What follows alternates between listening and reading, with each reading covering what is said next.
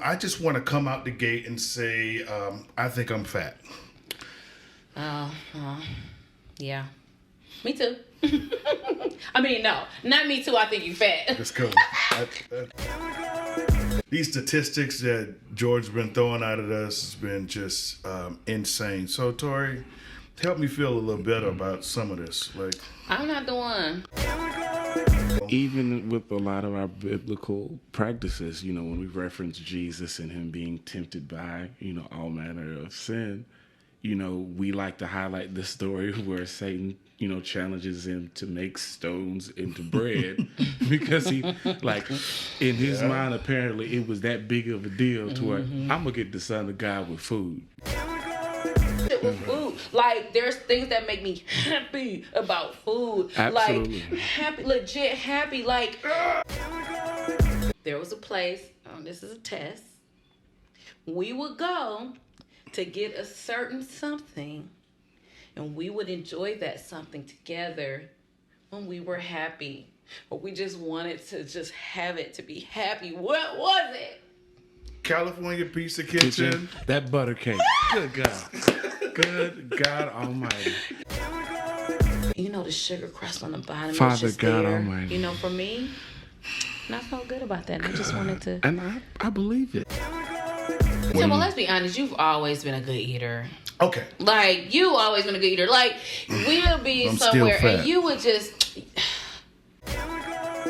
Well, I remember when my mom died and you was doing all my emotional eating for me. Yeah, that was so. It happens. You probably were too. Oh, I know for a fact. Yeah. Because I was eating nothing at that time. You were walking like this as well. Yeah, that's my posture changed. Because my body was fit differently. You hurt yourself? Yes, I did. No, you didn't. You a man. Get up. Suck it up, Buttercup. Because his advice became it veered completely away from the medical and into as a black man, you can't be because they trying to kill us. They want us dead. He really took the opportunity to play Uncle Stranger. And I was for one of said exams, and it was all women. And I was like, what church y'all go to? Because this ain't supposed to happen. We're all friends now, No, y'all owe me flowers. I never we had go that together. stigma. But growing up in church, the whole, it wasn't me, no, this ain't my baby. I was about to say something I was about to say, oh no, this is I a didn't sign. get pregnant by real means. No. I got pregnant by other means. I just went off into that tangent, Lord. and I wasn't supposed to, but I did. I'm grown. In the church, we're forced into these pockets of lies these hot pockets of lies. I'm going to say it's strep throat and just hope that whatever they give me handles whatever happened for real. I just hope. Huh? When in the summertime, because you're not allowed to ask nobody for no food or you're going to get in trouble. Mm-hmm. Or you being watched by that auntie who put salt on everything. High blood pressure. So now she's conditioned issues. you. Yeah. Your grandma can't see. And is missing a leg. The funny thing about that, we have a movie that is literally centered around the family dynamic in soul food. And the matriarch of the family who is responsible for said soul food, the food that brings us moments of nostalgia, that brings family together, that sets the atmosphere for reconciliation, forgiveness, moving forward, showing unity and love. One of the few times we are not in discord with our families, and this lady ends up suffering from diabetic complications, gets both legs amputated, and dies in the hospital.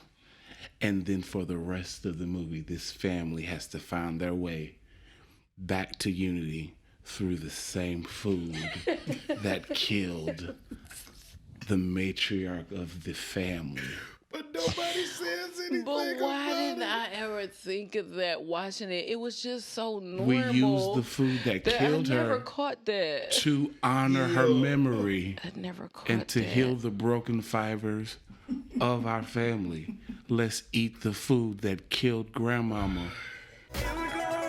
We'll sit somebody down in church when they have a baby out of wedlock, but there are some people on the front row, good and gluttonous, I'll even give and they have a seat every Sunday and have ranking and position running the church. running, but they can't run. The first lady cannot hug her. She can't hug herself. The same food that we eat at funerals, which is comprised of at least 5 of the staples, and I'm going to run them by. Macaroni and cheese, fried chicken, some form of rolls, collards, turnips, or green beans, or mustards. Which are a meat because pork is all up in enthralled. food. all littered with shavings of onion. Ah, yes. Thank you. And then the sweet option that isn't quite dessert, which is either yams or sweet potatoes. You will find 3 of the 5 I mentioned at every event. They're never sweetened appropriately. Sweet potatoes for my daughters, and I put some agave.